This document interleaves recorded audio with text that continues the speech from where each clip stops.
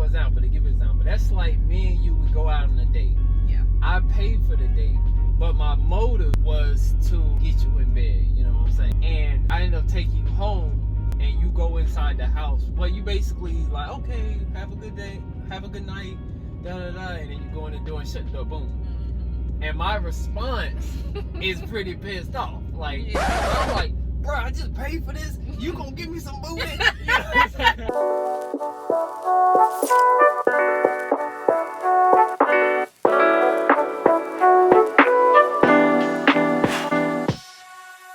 What's good, OTR fam? If you're new here, welcome to the channel. And if you've been here, what's happening? Alright, y'all. So look, yesterday was day 7. I ended up driving all day yesterday, and we ended up like stopping around like 11 o'clock. So it was just really late.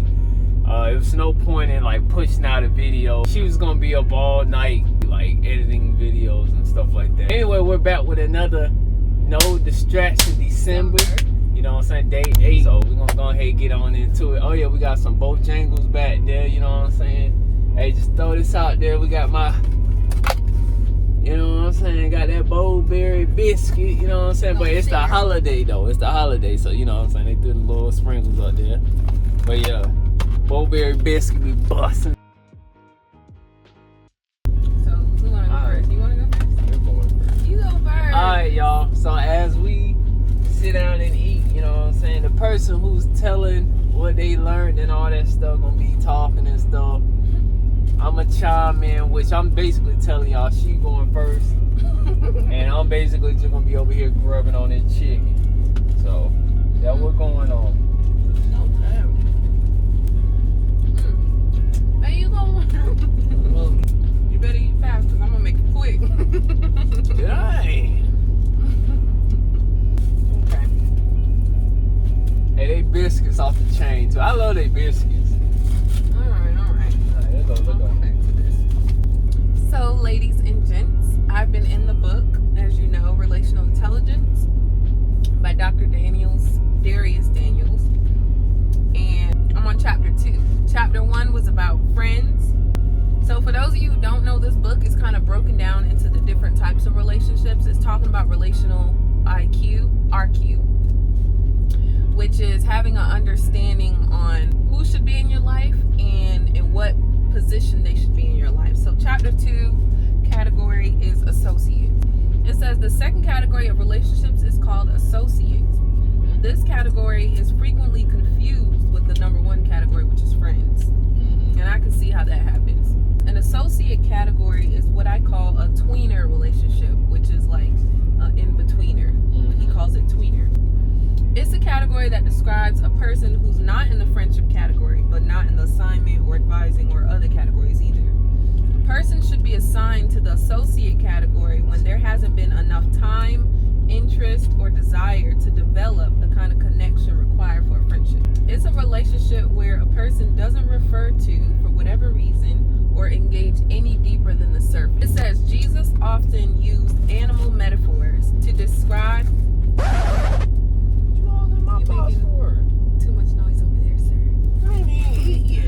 Jesus often used animal metaphors to describe the personality of people. And one of the animals that he uses to describe one type of personality is a goat. A goat is a tweener animal, which we know tweener is like an in-betweener. It's not a sheep, but it's not a wolf either. Goats are very unpredictable in their behavior. At times, they can be docile and calm, and other times they're very aggressive. Likewise, there are people to whom you stay close enough to milk, but far enough from so you don't get bit. Wow. I think that was a really good analogy. For it, yeah. It says also, goats eat garbage. Therefore, you should be authentic around them, but not transparent. They don't need to know the more intimate details of your life. Then it says, some associate relationships are the consequence of intersecting schedules. So like a coworker, or maybe you went to school with that person. And then it says, it's in fact quite possible that some of us spend more time with a coworker during the week than your own family or friends. As a result of that proximity and time spent, a degree of a relationship will have developed. However, this doesn't doesn't mean this person is a friend. One of the different expectations of an associate relationship should be in the area of reciprocity. It says, for example, a person may be willing to share all the details of their lives with us, but we don't trust them enough yet to share our details with them. So it might be just an example of a coworker that you see every day at work, and they always coming in talking about their wife to you, but you see them as an associate, so you don't disclose you don't open back up, but you're just there to listen or whatever. Support, It says these are lopsided exchanges and often mean that both parties are associates rather than friends. When we understand and embrace this reality, we're able to temper our expectations and minimize our frustrations. It says relational frustration can often be a result of failed expectations. Pretty much just saying to not expect much from an associate. Like, don't expect an associate to bring you a birthday gift on your birthday at the job just because y'all have conversation every day. That's something you would expect from a friend. But if you had enough relational intelligence, you'd know, like, that's just my associate, so I'm not expecting that from them. I mean, if they do it, then cool, but it's not expected. Jesus often aligned his followers' expectations with reality so they can govern themselves accordingly. And then he gave the scripture, Matthew 10:11-16. Whatever town or village you enter, search there for some worthy person and stay at their house until you leave. As you enter the home, give it your greeting. If the home is deserving, let your peace rest on it. If it is not, let your peace return to you. If anyone will not welcome you or listen to your words, leave that town or home and shake the dust off your feet. Truly, I tell you, it will be more bearable for Sodom and Gomorrah on the day of judgment than for that town. Dang. I am sending you out like sheep among wolves. Therefore, be as shrewd as snakes and innocent as doves. Then it says, in this passage, Jesus is sending people on ministry assignments. Yet he does not send them empty-handed. He gives them perspective. He tells them what to expect and informs them on how to handle rejection. Why would Jesus teach people how to respond to rejection if they're not going to experience it? And why is it important to know how to manage it? He aligns their expectations so they're not surprised by the inevitable. Just as Jesus did this for them, he wants to do it for us. It's important to have expectations aligned so we don't expect associates to behave like friends or to live with the pressure of being forced to treat associates like friends. Then it says, listen to what Jesus says to the disciples. I'm sending you out as sheep among wolves. In other words, you're going to have one disposition, but I'm sending you out among people who are going to have a completely different disposition. You're going to be like a sheep and they're going to be like wolves. You're going to find yourself being bit by people you're just trying to feed. Basically, Jesus is saying you're going to find yourself trying to help people and they're going to be treating you like you're hurting them. Okay. He says, I want you to have realistic perspective about what's about to happen. He teaches them how to respond to people who won't listen.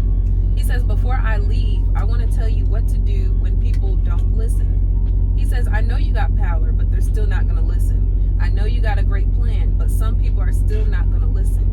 And I know I'm going to tell you what to preach, and you're going to say what I told you what to say, and some people still aren't going to listen. And then he says, Jesus says, I know this to be true because they didn't listen to me. In particular, friendships have more emotional reciprocity. That doesn't necessarily exist with associates. The nature of our emotional attachment to a friend is different. The way we demonstrate our care is also different, and all of this is okay. In fact, it's not only okay, but it's intelligent. You are a limited, finite being with limited time and energy, so we must strategically steward it in ways that align with our priorities. This is so good. So basically, he's saying, don't go out of your way trying to do so much for everyone. Like, the book has another category called assignments, and I'm gonna get into that when it's time, but I have a clue on where he's gonna go with that because I did read this before. But assignments, like people who think everyone that comes their way is an assignment. Everyone's not your assignment. So it's really beneficial for us to have relational intelligence and also have discernment from God to know who is what in our lives. so that you're not giving extra energy where it's not needed. That's pretty much what he's saying. Okay. The investment between associates is different. With friends, we're willing to sometimes even make sacrificial investments in the relationships. Friendships will cost us time, emotional bandwidth, and sometimes even money. But this might not be the case with an associate. Not because we don't value the person, but more because we don't value the relationship to the same degree as we do with our friends. This is where we often become confused. Those of us who make the mistake of making sacrificial investments in associate relationships are generally those who tend to conform and contort ourselves to other people's preferences. Then he said, in other words, people pleasers. We have the disease to please, or we carry misguided guilt and expectations. We do not have the ability to say no nicely. Then he says, this is a problem that Stephen Covey says is incredibly damaging to our relationships. He writes, you got to decide what your highest priorities are and have the courage to pleasantly, smilingly, non-apologetically say no to other things. And the way you do that is by having a bigger yes burning inside. Unfortunately, too many of us are concerned way more than we should be about the way we'll be perceived. And so we invest in people who don't reciprocate that investment, and we wonder where we went wrong. So with that, I'm going to go back to the birthday and coworker example. So let's just say I work at the airport, right? And I meet a coworker there, and we talk every day. We sit down, we have lunch every day. So in my head, I'm thinking we're friends, right? Yeah. So let's just say on her birthday, I bring in balloons and like cars, like all kinds of things. You go out of the way for it. You go out of the way for this person. And honestly, there's nothing wrong with that if you're not expecting that in return. Like if you're just doing it out of your heart just because you want to do that for an associate, cool. There's nothing wrong with that. But don't expect her to have to feel like she has to do it to you, because in her eyes, she only sees you as a coworker, as an associate. True. So it says, a person can be an associate even as we are in a season of discernment, determining if we are safe enough with the person to move them into the category of friends. But here's a couple questions that we should ask ourselves. Do I trust them? Do I see character flaws that are good and healthy for me? It's entirely possible that there hasn't just been enough time to figure out with a person yet. So it's saying like it's possible that you're an associate with someone just because like y'all just met. But but you like this person and you can see yourself actually putting them in the becoming friends, and you just need a little more time. Okay. We're still in the learning phase with them, trying to figure them out. Hence the reason I call it a tweener relationship, an in-betweener. No, this because I didn't even get to the good part, y'all, and it's already at 20 minutes. Dang. Then I'm about to tag on another extra 25 minutes on top of that. Okay, I'm gonna just kind of skip. It says, sometimes we get confused as Christians because we feel like, aren't we supposed to just love everyone? Our lack of discernment in this area is too often a function of spiritual guilt. We've bought the lie that we're supposed to feel the same way about everybody, but biblically, this isn't even true.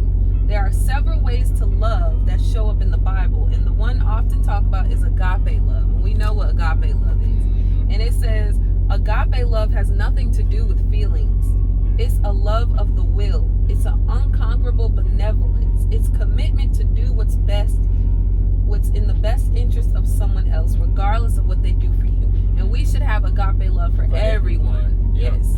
And then it says, but for some of us, it's difficult to discern whether we should be treating someone with agape love, which is the godly love that we're supposed to offer every human being, or the philo love, which is the brotherly, sisterly love that is specific to a relationship. So there's different types of loves. Yeah. And you know how you feel about your brothers? You don't feel that way about your coworker at work, but you have agape love for them. Yeah. You're going to respect them. Then he said, Jesus even modeled the nature of relationship for us. Jesus had 3 disciples who were closest to him. that he considered friends. Jesus took Peter, James, and John, his three, to the Mount of Transfiguration. That's in Matthew 17. But he didn't take Doubting Thomas. Yeah. To be clear, that's not judgment on Thomas. It's more of a statement of the role that Thomas played in the group. It also says certain imperfections can't be trusted in certain places in our lives. All right, y'all, I'm going to wrap this on up. Who do we take with us? I've seen the friend versus associate dynamic play out in my church. For instance, there were two women who served together on the church team. Their relationship was a result of intersecting schedules. Just because they both came to the same church, they were both on the team. The only way they had to come to know each other was through church and through spending time together. One person was going through some challenges in her personal life and felt a degree of comfort with the other. But the other person obviously did not. The person who was struggling began to share some of her issues because she felt like this person that she did ministry with was her friend. She assumed this, and despite no real engagement outside of the church. So you're just trusting all of your deepest secrets with this person that you met in church. But first of all, she's not sharing anything with you. Yeah. And secondly, y'all haven't even hung out outside of here. Yeah. So what makes you think like you should be entrusting this associate with all of that information? Basically, to wrap this story up, the girl, the associate that she trusted with her information with, she went and spread it to all the people in the church. And all her business went out and she was embarrassed. She ended up leaving the church and all that. Wow. It says she took the wrong person to the garden with her. And then it says, yeah. So just like Jesus only took 3 of his disciples, that's what he's referring to the garden. But you don't take everyone to the garden. But and that's the thing, like the fact that Jesus knew who to take. Exactly. He knew who to take. He didn't just take anybody. Exactly. So you got the 12. He only took 3. He only took 3. But those 3 were like the closest to him. Yeah. So even Jesus modeled relational intelligence. Like these are things that we don't think about when it comes to Jesus. Like him having emotional intelligence, him having relational, like Jesus was that guy. Yeah. But the last point was be kind, and he gave another story. So I'm gonna try to shorten it in plain terms. So there was a church that was looking for a new pastor, and there was 2 senior pastors. They were both applying to be in the same position. They were cool with each other, right? But one pastor found out that the other pastor, when he went into his interview, he was pretty much bashing the other guy and telling like the negative things about him so that he could gain the position. And that pastor ended up going into depression. He lost faith in people.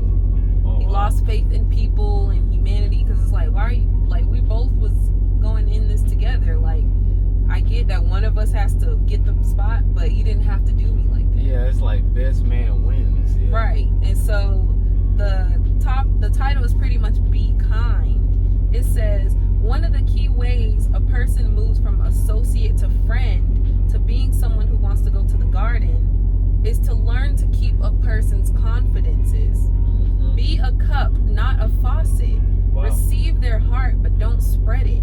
If a person trusts you enough to share some things you would only share with a friend, even if they are an associate, just be a good person, period. Keep their story confidential. So it's basically putting you on the receiving end. Like, even if you're an associate with someone at work and they're telling you their whole life, just be kind about it. Like, receive it, but don't go sharing it with everyone, even though you're just their associate. As a good person, period, keep their story confidential.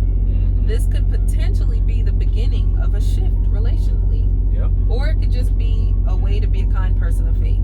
That could open up for y'all to become friends because they trust you now, or they can just see you as a trustworthy person. Yeah, so it's a win-win. It's a win, and that's exactly what it says. Either way, there are no losers. Yeah, it's a win-win. Yeah, so that was chapter 2. It was about associates. I thought that was pretty good. Yeah, that sounded like it was good, actually. Like, I don't know, you make me want to go back and read through it. I said, I agree. This book sounds like it's really good, and you know, it kind of gives some insight. Just you reading it to me, give me insight on, you know, having me thinking about my friends. And so, all right. So we are in chapter 6 of Endangered Masculinity by Dr. Clarence B. Boyd. All right. So the title of it is called the original intent. So I'm gonna just read a little bit and go from there. Fathers were meant to strengthen their sons. Brothers were supposed to strengthen their brothers, and grandfathers were supposed to strengthen their grandsons. The Word of God reminds every man of the Father's intent for men.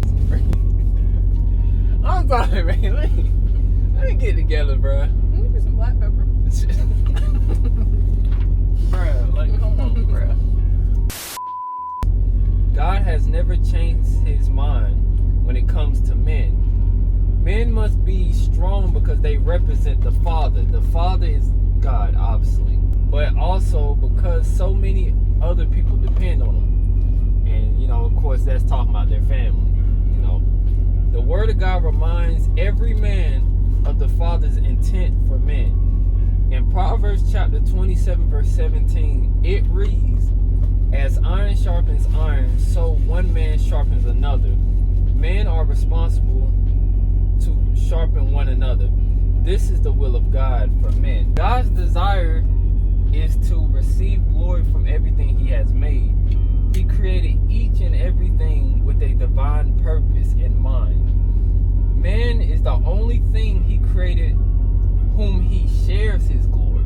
This must be understood from 2 points of view. The first point of view, the first perspective is dominion, and we talked about that. God shares rulership and responsibility with mankind. In other words, men have the responsibility to maintain and to increase the influence of the Father in the earth. That's good. So God shares like his rulership with men. How God used King David back then. I could have just came down, hey, I'm God, you know, whatever. All right, we're doing this, we're doing that, and we're doing this. He needed a king that was gonna carry out his will and his plan. You know what I'm saying? So now you got a king and God. Now you have a partnership, and now you got rulership, which has influence in the land. You know what I'm saying? So that basically kind of gives you a visual of what I'm reading. Okay. It says, "This is the mankind's purpose. Together, men and women are to rule, perpetuating God's plan while representing his will on earth." This is where it kind of changes. It says in 1 Corinthians chapter 11, verse 7, it says, "A man ought not to cover his head, since he is the image and glory of God. But woman is the glory of the man." Why are you laughing? I'm just laughing because a lot of, like, when I read it, I'm like, Is that pretty much saying that, like, man is a representation of God, and we as women or wives are representation of men, our husbands? Yeah, that's a good example right there. Okay. Yeah. It says in 1 Corinthians chapter 11, verse 1, it says, "Follow my example as I follow the example of Christ." And then it says, this verse implies a priority of order. According to 1 Corinthians chapter 11, verse 3, it says, "Now I want you to realize that the head of every man is Christ." Remember that umbrella? Yeah. It's Christ. And the head of every woman is man. So you got Christ, you got man, and then you got woman. And then it says the head of Christ is God. So even like above Jesus is his Father. You know what I'm saying? So it's like a priority of order. Yeah. Like our God he's strictly order. It's God, Jesus, Holy Spirit, like, you know, man, woman, children, and, you know, so forth, whatever. Wow, like God leads by example. He leads by example. Jesus, when he came here on earth, he was about his Father's business. He did nothing apart from the Father. You know what I'm saying? Yeah. So he answered to the Father. That's why he got up early in the morning to go spend time with the Father. You know what I'm saying? Stuff like that. So he did nothing apart from the Father. Like all his miracles, everything. Wow, that's good. Yeah, so he answered to the Father. Right. You know, when man operates outside of Jesus' headship, they're considered out of order. It says here that men that operates outside of God's order is considered working independently in sin. Like they're working outside of God's will. So it's considered sin. You know what I'm saying? Because to get your purpose, your role, your identity, everything comes from the Father. And 1 Corinthians chapter 11, verse 8 through 9, it says, "For man did not come from woman, but woman from man. Neither was man created for woman, but woman for man." Paul is just giving you emphasis on order. You know what I'm saying? And it says right here that woman brings God's glory when she helps fulfill the man's purpose. This requires teamwork, but more importantly, a deep appreciation for order and for uncompromising respect for headship. Ooh, a lot of y'all ain't gonna like that one. I'm just saying. But that's what it says. Like that one. But that's what it says, though. Yeah. Paul basically saying, like, when it comes to a woman, she's supposed to help her man and, like, support him and, like, help him fulfill his purpose. Like, you're a help me. You know what I'm saying? But to a man that is under the headship of the Lord. Okay, there you go. There you go. There you go. Let's get that right. There you go. Hold on. There you go. It makes a difference. Hold on. There you go. That's what I'm saying. You're getting the message. You know what I'm saying? Because you know what? It's a priority of order. It's order. So you're right. Like if a man is submitting unto God, then yeah, you need to submit unto the man. You know. Yeah, because if he's submitting unto God, that's showing your trust in God to submit to Him. Mm-hmm. That's. I like that. Okay, so that was the original intent for God's like purpose for creation. Okay, so now this is called the original motive, and then I think I'm gonna just stop there because it's already too long. This was good though. Yeah. So to give you guys an example, in Genesis chapter 4, it says Cain and Abel must demonstrate their respect for who God is by their sacrifice they provided to Him. More importantly, the sacrifice they present are a reflection of their understanding of God's headship of their lives. In other words, God is more focused on the heart of men as opposed to their response to Him. It says, whenever a man's heart is out of order, his sacrifice will be unacceptable as well. But on Cain and his offering, he did not look with favor. So Cain was very angry and his face was downcast. So like the Lord looked upon his sacrifice and was not pleased with it. And it says right here, it says, alright y'all, look, we're recording on my phone now, alright? So if it seems like it's even closer, it's my phone, alright? Back to what I was saying. It says, men must be taught the life lesson that their response to any challenge is always more important than the challenge itself. Ooh, yes. That's good right there. That's good like, right there. It's not the challenge itself that you have to learn. It's all about the attitude. Like, how do you respond to it? That's what God cares about. Whenever a man does, has the potential to affect others. So that's why it said, like, men must guard their hearts because they have to lead. They have the responsibility of leading. So you, like, anything that we do, we have our families on our back, or we have like important people on our back, and like what we do affects people. So like, give an example. If someone goes to jail, like it affects the whole family. It's not just that one person that got affected. Now everybody got to scrap, try to get money up to put bail up for you. You know, just to give an example. It says a man's response will predict his direction. All too often, the direction a man chooses is a reflection of his motive. Think about that. Hold on. Break that down, baby. All right, so for example, to give an example, that's like me and you would go out on a date. Yeah. I paid for the date, but my motives was to get you in bed. You know what I'm saying? And I ended up taking you home, and you go inside the house. Well, you basically like, okay, have a good day, have a good night, and then you go in the door and shut the door, boom. And my response is pretty pissed off. Like, bro, I just paid for this. You gonna give me some booty? You know